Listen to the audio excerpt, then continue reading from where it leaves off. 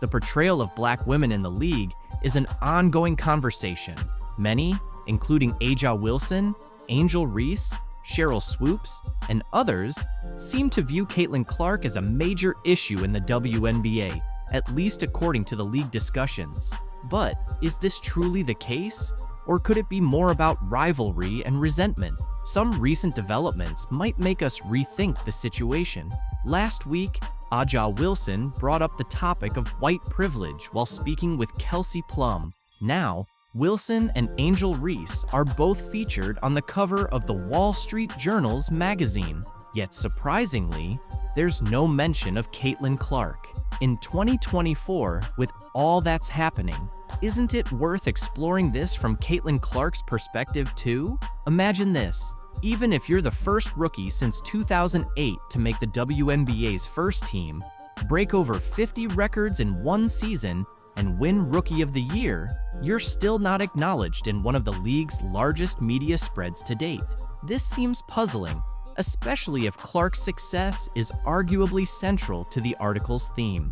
The situation is further complicated by online tensions. Caitlin Clark is often cast in a negative light, made to seem difficult and unlikable, even while dealing with online harassment from an account managed by Aja Wilson's friend. And yet, both Wilson and Reese continue to fuel controversy, even accusing each other of unfair treatment and, at times, directing this frustration toward Caitlin Clark. This leaves us wondering, is this really the behavior we expect from an MVP or Rookie of the Year? This situation honestly feels like a case of bullying.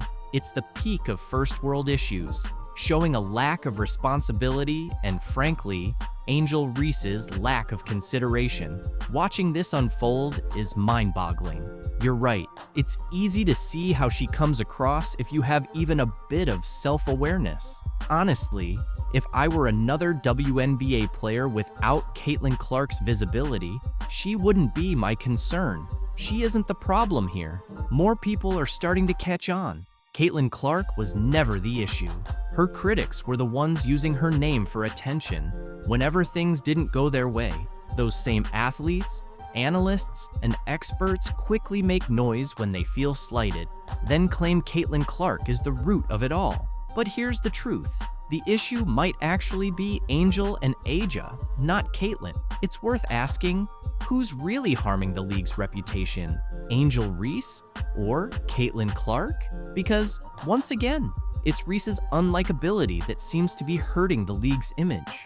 Caitlin, on the other hand, is generally well-liked and doesn't flaunt privilege or entitlement as if she's something special. People from all backgrounds are beginning to notice this. You made a great point. Caitlin Clark is helping drive the league's success and bring in money, while Angel Reese's behavior might be doing the opposite. The WNBA doesn't seem to be catching on, but the fans certainly are. Yet, we're still being told to embrace both Angel and Aja as league icons. But do they even realize who they're trying to promote? I get it. Aja Wilson is undoubtedly one of the greatest players, a true icon who will likely be in the Hall of Fame. Her stats alone speak to her greatness, and that's worthy of respect. But as I look deeper into this and see more of her behavior, I can't ignore a hard truth. She's becoming more and more unlike. Caitlin Clark's golf debut just made me so upset with the WNBA because the LPGA just did everything that the WNBA should have been doing this season. Caitlin Clark made waves in the world of women's sports, but this time, it wasn't on the basketball court. Her impressive debut at an LPGA Pro-Am event created quite a buzz, leaving both fans and critics amazed. Now, from this event, I have only seen and heard of positive things. I didn't hear one thing about how her fans are toxic. I didn't hear one thing about there being too much spotlight on Caitlin Clark and it should have maybe been on the professional golfers that are there. We didn't hear any of that. While the LPGA rolled out the red carpet for her, the WNBA's lack of response was impossible to ignore. What's really happening behind the scenes? I honestly just got so triggered by Caitlin Clark's golf debut, and it is no fault of hers that I got upset. It is the fault of the WNBA because the LPGA just did everything. Caitlin Clark is now a household name, not only for her WNBA success, but also for her unexpected performance in golf. Her appearance at the LPGA Pro-Am wasn't just a typical celebrity cameo, it turned into a nationally spotlighted event. Fans showed up in droves, pushing for the tournament to be broadcast. And when it finally aired, the LPGA struck gold. They didn't just include Caitlin, they made her the star of the entire event. How this Pro-Am event originally wasn't even going to be televised, but there were so many fans who were emailing the organization saying, how can we watch Caitlin? Can we come to the event? Can you live stream it? All of these things. And it ended up being put on television. Let's break it down. The LPGA didn't just get lucky with this opportunity, they planned it with precision. They paired Caitlin with Nelly Korda, the top-ranked golfer in the world. Think about it, one of the biggest stars in women's basketball teaming up with the best golfer around. That's not a coincidence. That's smart marketing.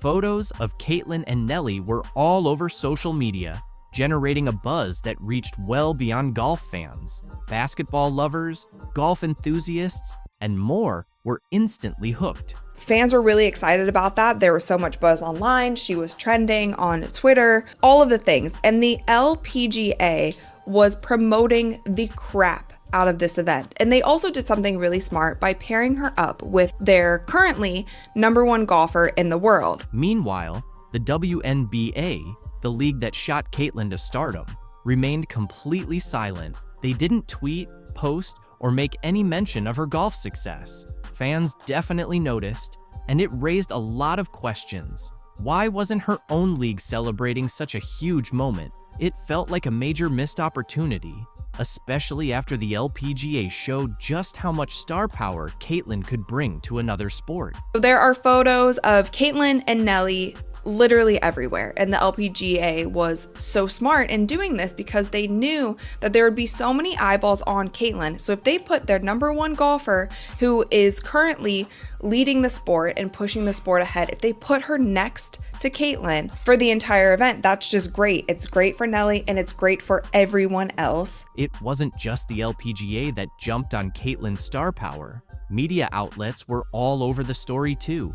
From SportsCenter to Bleacher Report, everyone covered her every move at the event, from her swings to her interactions with fans. Everything Caitlin did became headline news. The LPGA took full advantage of the spotlight, promoting not only Caitlin, but also showcasing their top golfers. It was a win-win situation. In contrast, the WNBA took a different approach. Throughout Caitlin's rookie season, many fans felt the league wasn't doing enough to promote her, despite her standout performances and the clear Caitlin Clark effect on viewership numbers. The league seemed hesitant to fully embrace her rising fame. Critics argued that the WNBA was trying too hard to evenly distribute attention, even when it was obvious Caitlin was the main draw. This reluctance was even more noticeable during the LPGA Pro-Am. While the LPGA leaned into Caitlin's popularity, the WNBA's silence was glaring. Fans didn't hold back, taking to social media to share their frustrations. Many pointed out that this was exactly what they'd been saying all season. The WNBA wasn't doing enough to leverage Caitlin's popularity, so why would the WNBA hold back? Some say the league is cautious about focusing too much on one player, fearing it might overshadow others or stir up tension within the league. Others think it's a missed opportunity tied to outdated marketing tactics. Whatever the reason, the difference between the LPGA's strategy and the WNBA's silence. Shaq went on Angel Reese's podcast this week and shared his billion-dollar idea for the WNBA. In the next few minutes, you'll witness the moment that rattled women's basketball to its foundation. We have Shaq, Angel Reese, and a whole lot of uncomfortable truths to unpack. Bro, a pretty girl dunking on the rim, I'm watching that all the time. You laughing. My man is not turned on by no woman that's dunking. It ain't about being turned on. It's about seeing stuff that you're not supposed to see. Here's what's ahead. We'll reveal the exact words from Shaq that made Angel uncomfortable, showcase the statistics that support his claims, and explain why this one conversation could potentially alter the future of the WNBA. Stay tuned, because this is going to be intriguing. Shaq just dropped a truth bomb that has the entire basketball world buzzing. We're talking about a 4-time NBA champion, a Hall of Famer, and a business mogul worth over $400 million. When Shaq talks, people pay attention, and he certainly had a lot to say about the WNBA. Picture this: Shaq sitting there, calm and collected, as he discusses ways to make the WNBA more exciting. His suggestion? Lower the rims. Let's roll the first clip. And women's beach volleyball, let's just say that the net is 10. For women, it's lower just a little bit. I'm not saying lower it to 9, 5, 9, 6, but just 9, 9. Just so we can dunk? Yes. No. No, see? And I hate when men say that. But listen, that's the only difference. People always disrespect women regardless. They're always going to not give us the same value as a man. So I just don't even think that. And that's why you got to do what you've been doing. Go take the Yeah. I'm telling you now, if you lower that thing to 9. And what's going to happen? All right, tell me, the money going to go through the roof? Yeah. Not all the way down to the ground, of course, but just enough to change the game. He's suggesting lowering the rim to about 8 to 10 feet below the standard height. Why? So we can see some dunks naturally. You might think that doesn't sound too bad, but here's where it gets interesting.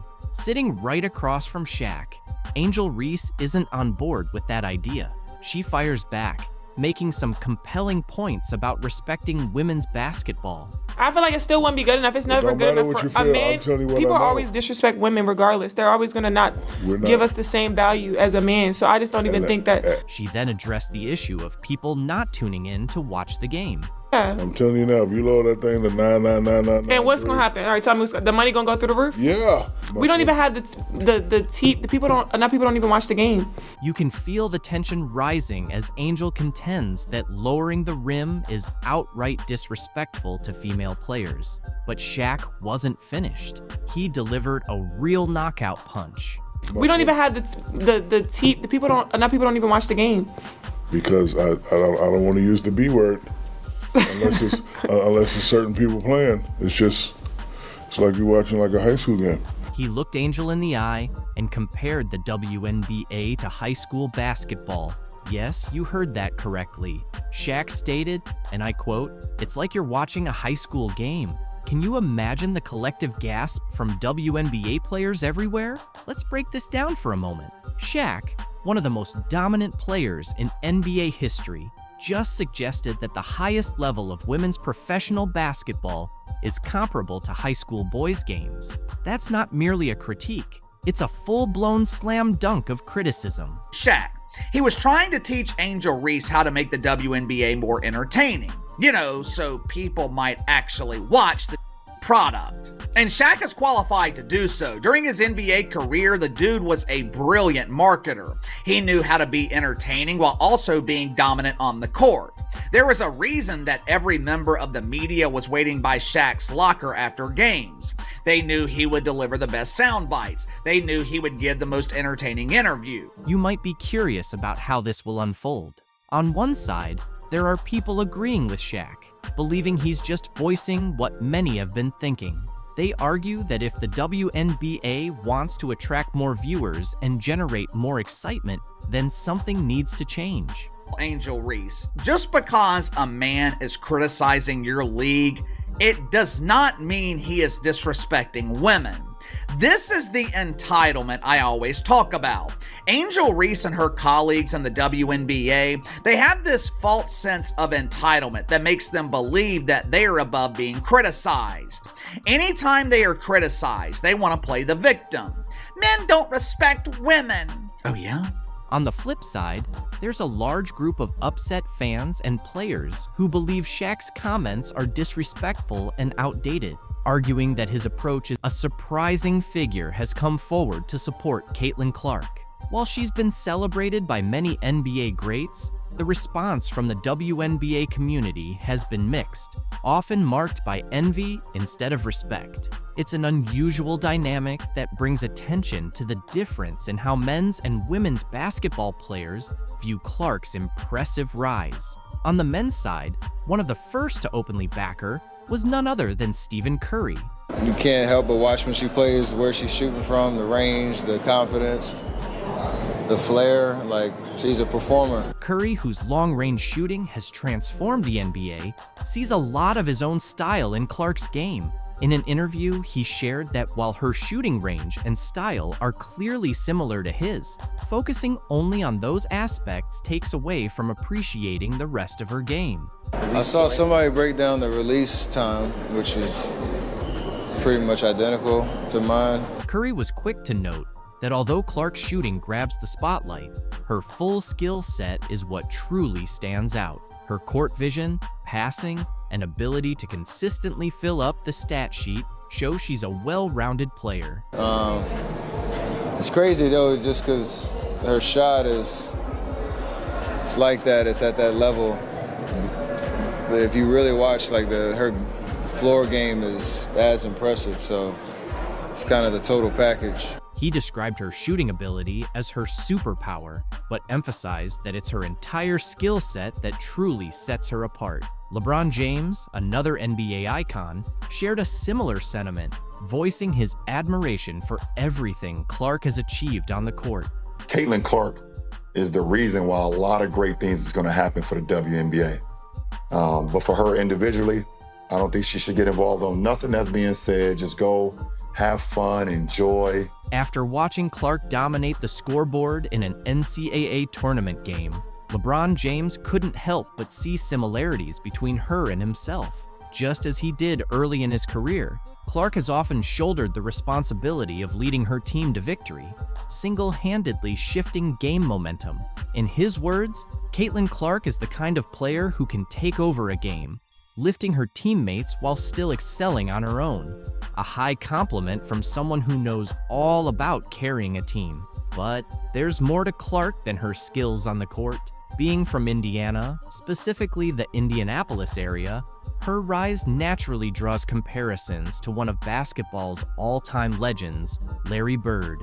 In the 1980s, Bird was more than just a player. He was an icon, known for his relentless work ethic, gritty style, and fierce competitiveness. So it's no surprise that as Clark kept breaking records, comparisons to Bird's Indiana-rooted style of basketball brilliance began to emerge. And it wasn't just the hometown connection drawing attention. Magic Johnson, Bird's longtime rival, also spoke about Clark's impact, comparing her budding rivalry with Angel Reese to his own storied battles with Bird in the 1980s. Johnson pointed out that while rivalries can get intense, they also raise the level of the game and draw more fans to the sport. We have to understand that both Caitlin, Angel, and Brink, who plays for my Sparks, they made the WNBA better. They're going to be tested by these incredible women who've been in the league for a long time.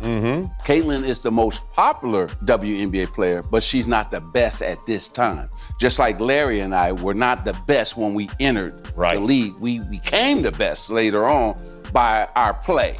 Caitlin still has to play great to become the best WNBA player. In Johnson's words, Caitlin and Angel have brought back that classic spirit of basketball, where everyone's eagerly watching to see what'll happen next. It's like Larry and me all over again, he said. And now, Larry Bird himself has finally spoken up about Clark. Though he's been mostly quiet on the topic until now, Bird recently offered her some advice as she faces rising criticism both on and off the court. He urged her to keep her focus, reminding her that while critics will always be around, they won't stick. What you're doing now, Bird told her, is going to be remembered forever. The people tearing you down, they'll fade away. Trust me, I've been there. The rise of Caitlin Clark has been nothing short of extraordinary. From bold predictions to jaw-dropping performances, her journey to the WNBA has been a roller coaster of challenges and triumphs.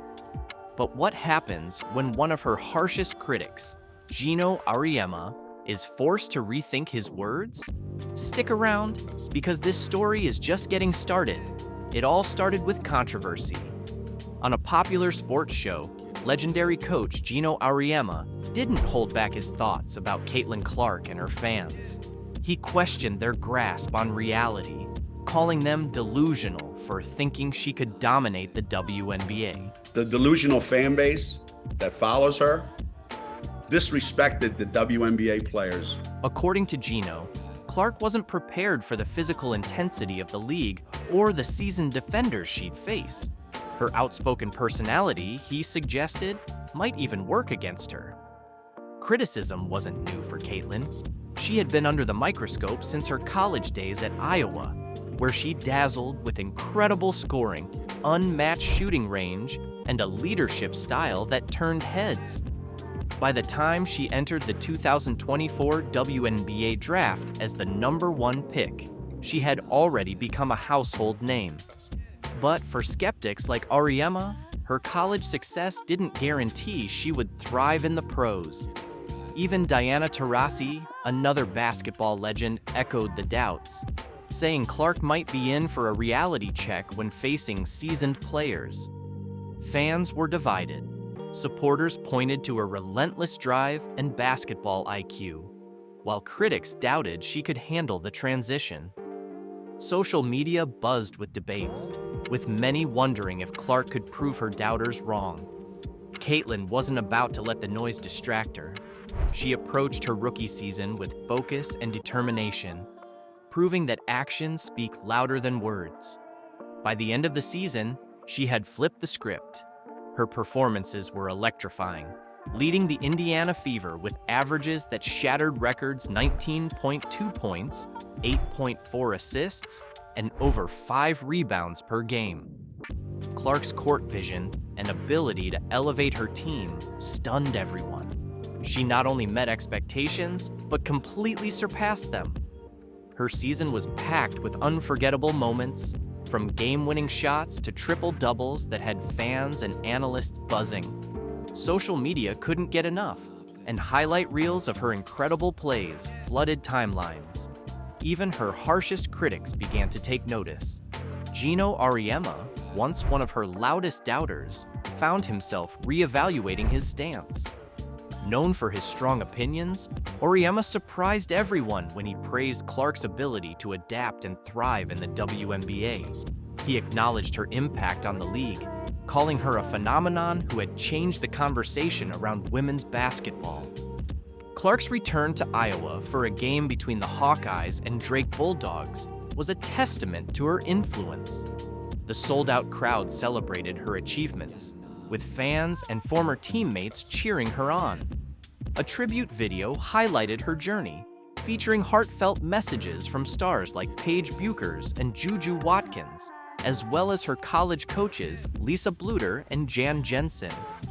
It was a full-circle moment for the young star. But the most surprising part? The way critics like Auriemma shifted their tone. What once seemed like a long shot had become undeniable. Clark's rookie season wasn't just a showcase of her skills. It was a defining moment for women's basketball. It forced even seasoned voices to recognize the arrival of a new era. Caitlin's story is far from over. As she gears up for the next season, the pressure is on to build on her incredible debut. But if her journey so far has taught us anything, it's that she thrives under pressure. Her impact goes beyond statistics, drawing new fans to the game and inspiring the next generation of players. What do you think about Caitlin Clark's rise to stardom? Did Gino Auriemma... Finally, before we get to your questions, we have some news to announce. Commissioner Kathy Engelberg, Commissioner of the WNBA, just announced that starting in 2025, the WNBA Finals format will change. The WNBA just dropped a major surprise during the playoffs, and it's all about the Caitlin Clark effect. They're making some huge rule changes for 2025, but here's the big question. Is this too little, too late? Will these changes really make a difference? Clark's early exit from the playoffs left arenas half empty and tanked TV ratings. Now, the league's scrambling to patch things up. But will these new rules actually fix what's broken? Let's talk about Clark's impact. She didn't just play the game, she redefined it. With 62 records broken, packed arenas, and TV ratings hitting new highs, Clark and the Fever turned every game into a must-watch. Fans couldn't get enough. Well, I knew the atmosphere was going to be electric when they announced Caitlyn's name in the dark and the fans went crazy. Here's the reality. The second Clark was out, everything started to fall apart. Ratings plummeted by 80%, and some games started looking like ghost towns, with empty sections covered up to avoid the bad look on live TV. Let's be real. Are you even shocked? Clark was practically carrying the league, and now she's off the court and on the golf course. Can the WNBA make it without its star player? These new rule changes better deliver? Because right now, things aren't looking great. Staying with the WNBA, playoffs, let's stay here. Let's just say the ratings aren't the same with Caitlin Clark and the Indiana Fever now eliminated. By the way, not only was viewership down, but attendance was as well. The WNBA is definitely in panic mode, ready to do whatever it takes to turn things around. But here's the surprising part. These new rules aren't just minor adjustments, they represent a complete overhaul that could either save or sink the league. The big question is, will these changes be enough to fill the gap left by Caitlin Clark and boost their ratings? Or will the league keep slipping into irrelevance? Let's dive into these drastic measures. First off, they're extending the regular season from 40 to 44 games, with the introduction of a new team in 2025, the Golden State Valkyries. That means 4 more opportunities to catch your favorite team in action. Getting to go to multiple arenas so that people that are watching at home can see this environment in a multitude of cities. It's amazing. I love it. The growth continues. But that's not all. The finals are getting a makeover too. Starting in 2025, the WNBA Finals will shift from a best-of-5 format to a best-of-7 series. This change aims to create a more intense and exciting championship showdown. Starting in 2025, the WNBA Finals format will change to a best-of-7 series. Yes. And the format will be 2-2-1-1-1. It's clear that the league believes more games will lead to more fans and increased revenue. Plus, they're making changes to the first round of the playoffs as well. The format is shifting to a 1-1-1 setup, which guarantees the lower-seeded team one home game. Say for the fans, it's a benefit for your team. Has played well enough to get into the playoffs. So now that your fans will be able to see your team play at home during those playoffs. Yeah. Remember the Fever Sun series? The Indiana Fever couldn't return to play in front of their fans at Gainbridge because of all the drama in Games 1 and 2. It seems the league has finally realized that lower-seeded teams need to have the chance to play in front of their home crowd as well. Now, Commissioner Kathy Engelbert is trying to pitch these changes as if they're going to save the league, claiming it's all about balancing the schedule. But let's be honest, it feels more like a frantic effort to keep things running without their star player. With the increased attention this year, there's also been increased scrutiny about the quality of refereeing. Curious if there has been any conversation about whether it's referee pay, referee training, anything to ensure that is as good as it can be. Let's be honest for a moment. Are these changes truly tackling what fans care about? Sure, having more games looks good on paper, but what about the issues that really matter, like player safety and fair officiating? Those concerns seem to have been completely overlooked by Engelbert. Yeah, and the one thing as a very long-term sports fan I know is that officiating and refereeing is always at the top of a fan's list, of the media's list. Obviously, not every, Caitlin Clark's transition from the US to Europe is creating quite a buzz in the basketball world. Her choice to sign a lifetime contract with a European club has fans curious about what motivated such a bold decision, especially after her impressive rookie season. From deep three-pointers to record-breaking assists, Caitlin quickly emerged as a star in the WNBA. However, her journey in the league wasn't as smooth as it seemed. In interviews, Clark opened up about the challenges she faced both on and off the court. One of the toughest parts of her life as a professional athlete was the pressure to always be on. She mentioned that there are days when she simply doesn't want to engage with anyone. When someone comes up to you, That's their 10-second interaction with you, so you smile and try to be kind. But sometimes you just want to be normal, she shared. Caitlyn's rookie season was physically demanding. She faced aggressive defense and often felt like she was targeted by opponents pushing the limits of fair play. Hard fouls and elbows became all too common, yet she kept her composure, accumulating assists and points while setting records despite the relentless pressure. Additionally, as a young white player in a predominantly black league, Clark encountered subtle but uncomfortable moments from both fans and fellow players. These factors weighed heavily on her and played a role in her decision to seek new opportunities overseas. In Europe, she saw not only a fresh start, but also a chance for personal and professional growth. Playing in a different league would provide new challenges without the constant scrutiny she experienced in the US media. While some critics argue that Clark's move might be premature, others view it as a calculated decision to prioritize her passion for the game without the distractions she faced at home. As Caitlyn embarks on this new chapter, she leaves behind a complex legacy in the WNBA. Her talent and determination are undeniable. What are your thoughts on this? Share them. Caitlyn Clark recently shared some footage of her training in Europe, and it's everything we've been looking for. This serves as the ultimate evidence of how a truly respectable league treats its star players. No matter how the cachet of the WNBA elevates, remember, it could have been even better. You messed it up. You messed it up. You can truly see the joy on Clark's face. She looks free, incredibly happy, and completely unbothered.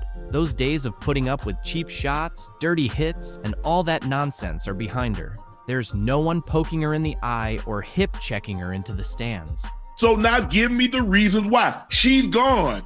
And here's the best part. There's no racial tension or scheming against the league's top talent in Europe. The players focus on their game, and Clark can finally concentrate on what she does best, dominating on the court. The contrast is clear, and it's no surprise she's thriving in a league that truly knows how to honor greatness. I have honestly never seen a company fumble the bag so hard like the WNBA fumbled Caitlyn Clark. She's playing as if she's finally free from all the nonsense, free from cheap shots, and definitely free from the relentless negativity she faced in the WNBA. It feels like a completely new Caitlyn Clark, and she's clearly enjoying every moment. She's smiling, sinking threes like they're layups, and making no-look passes as if it's just another day in the park. I think it's a good number. Threes were a little bit, I wouldn't say lower. I'll still take 63, but I want to be more so around 70 if I can. Yeah. 81 mid-range is really, really good. There's no fear, no hesitation, and no worrying about getting smacked in the face or having someone try to take her out. In Europe, they truly appreciate talent.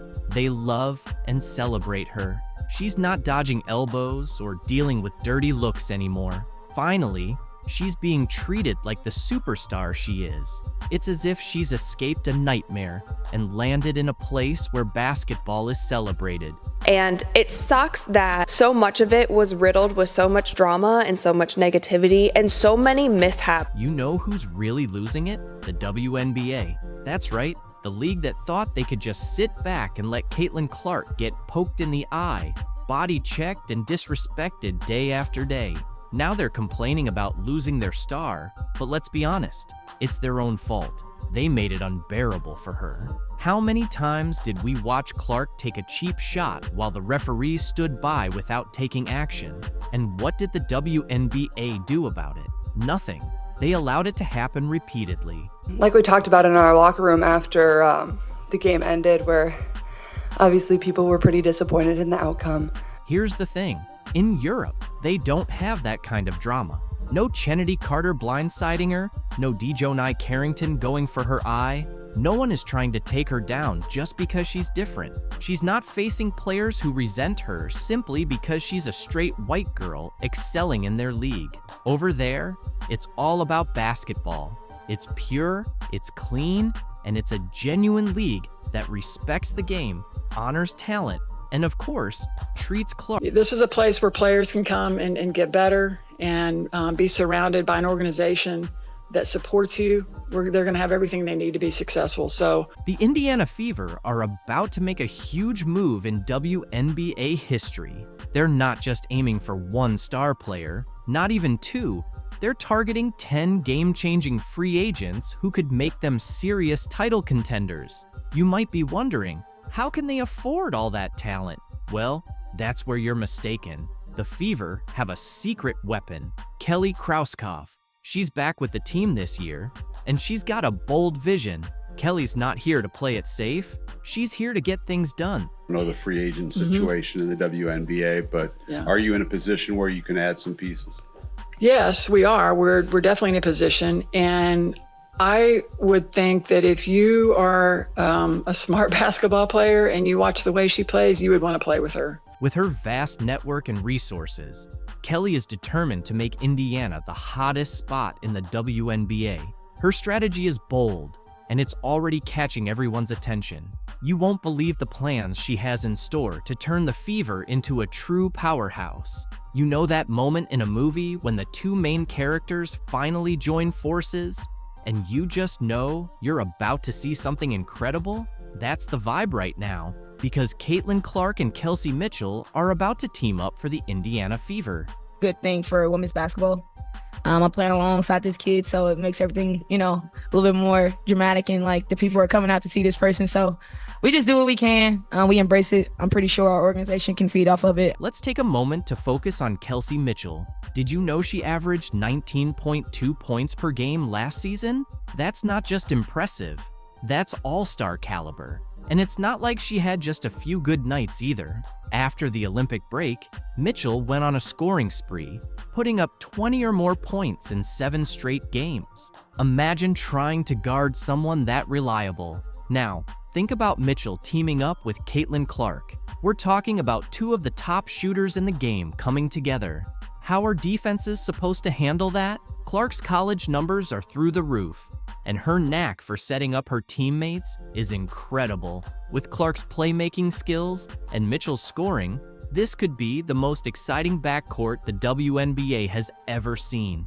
Because Kelsey Mitchell said basketball is a language and you have to get on the same page. Me and Caitlin like to play fast and up-tempo, and I'm always going to align based on how she's playing and how she's going. Here's where things get really interesting. Kelsey Mitchell is a free agent right now. The Fever have to re-sign her, right? But at what price? We're talking about a player who has been the heart and soul of the team. Even the Fever's president said they wouldn't be where they are today without her. That kind of praise doesn't come cheap. So, let's break down what it might actually take to keep Mitchell in Indiana. Spoiler alert, it's a hefty sum. We're talking about a Supermax qualifying offer of around $250,000. That's a big investment, but can the Fever really afford to let Mitchell go? Look, we're going to evaluate everything and have those types of discussions with her. Here's the thing. It's not only about the money, it's about building a championship caliber team. That's where Caitlin Clark comes into play. Bringing her on board isn't just about her own skills. It's about how she can make everyone around her better, especially a scorer like Mitchell. But all signs point to her returning, including her and Clark attending the Pacers and Grizzlies game. You might be wondering if these two can really work together. Won't they end up competing for shots? But that's the best part. Clark isn't just a scorer. She's a true playmaker, and Mitchell has already proven she can thrive alongside other star guards. This isn't about two players battling for the spotlight. It's about two stars joining forces to create something that's even better than what they could achieve individually. Kelsey Mitchell has been an all-star, but she had the stage, the bright lights, and everybody could see what kind of bucket getter she is. Plus, Caitlin draws the defense. Kelsey gets to go one-on-one. And Iowa has Caitlin Clark, who's become this huge star. She's amazing, and she's getting all this attention, and some nasty press reporters are upset about it. Did you catch what just happened? Megyn Kelly, yes, that Megyn Kelly, just made some explosive comments about the WNBA And she's not holding back. She's calling out the league for treating Caitlin Clark like she's the enemy. Hard to believe, right? So, what exactly did Kelly say that's got the WNBA so stirred up? Her blunt remarks about Caitlin Clark have lit up the basketball world, sparking a huge reaction across the league. Kelly didn't mince words, and now her comments have everyone on edge. Let's dive into the details everyone's buzzing about. But she came out to say her own scoring record stands despite Caitlin Clark beating it, because I guess they didn't have three-pointers when she was playing, which is just ridiculous. Kelly didn't hold back when she criticized the WNBA for its treatment of Clark. She bluntly stated that what's happening to Clark is really that serious. Can you believe it? This isn't just some offhand comment. Kelly's words carry significant weight. So she's getting a lot of hate from people like that. Of course, Jamel Hill has weighed in, like a lot of people taking shots at her. You might be wondering, since when does Megyn Kelly care about basketball? And that's a fair question. She typically doesn't involve herself in sports drama. So why is she speaking out now? The reason is that what's happening to Clark is so outrageous that even Kelly felt compelled to voice her opinion. She's been in the WNBA for 2 minutes. There's no reason to hate her other than the amount of attention she's getting and her skin color. I mean, would this be happening to a black Caitlin Clark? No. Getting the same amount of attention. This is where things really heat up. Kelly revealed that some players are actively targeting Clark on the court. She's not referring to just tough defense or regular competition. She's saying that Clark is experiencing outright abuse. And get this, she claims the league is allowing it to happen. How wild is that? And it's resulted in physical alterations on the court that don't get called as fouls, that the girls then deny were intentional. And Caitlin Clark always takes the high road. She never, points the finger, but it happened again. But Kelly didn't stop there. She linked Clark's treatment to larger issues in women's sports. You know how Clark has been in the spotlight a lot recently? Well, Kelly made a shocking statement saying that.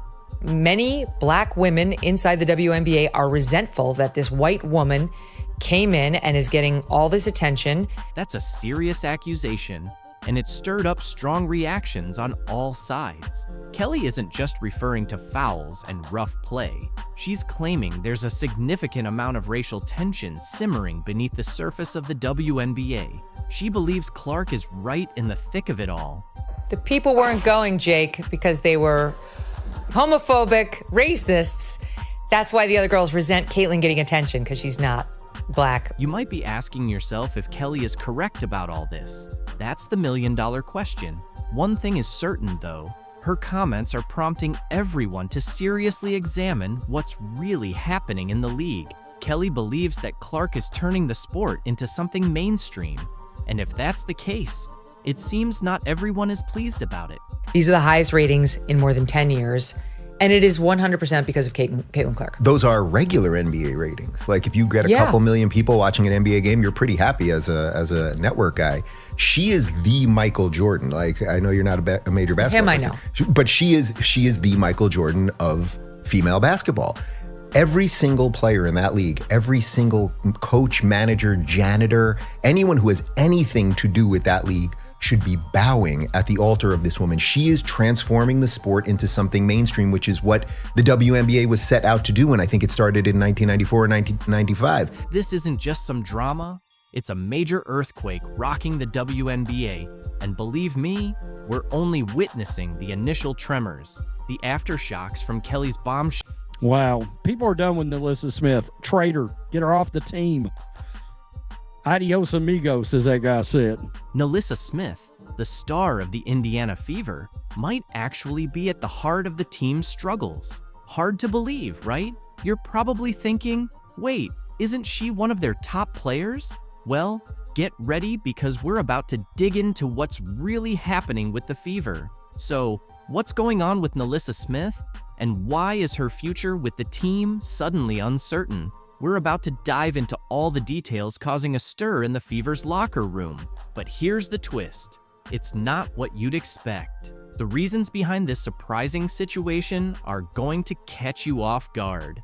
I believe truly in my heart that connected teams are winning teams. And so people who fit, players who fit the culture of the Indiana Fever and where we are and where we're moving towards. You know something's up when a new coach starts emphasizing culture and everyone embracing their roles, right? Well, that's exactly what happened when Stephanie White took over at the Indiana Fever. Let's go back to her first press conference. It was all smiles and big ambitions, but something didn't quite add up. White kept going on about building around a core group of 3, and it felt a bit off. Caitlin Clark, a generational player, and Aaliyah Boston, certainly when you think about back-to-back Rookie of the Years and what each of those players have done up until this point for their universities, in the game of basketball, for the women's basketball culture and community, it's unprecedented. And to be able to work with those guys and Kelsey Mitchell, who I think has weathered the storm of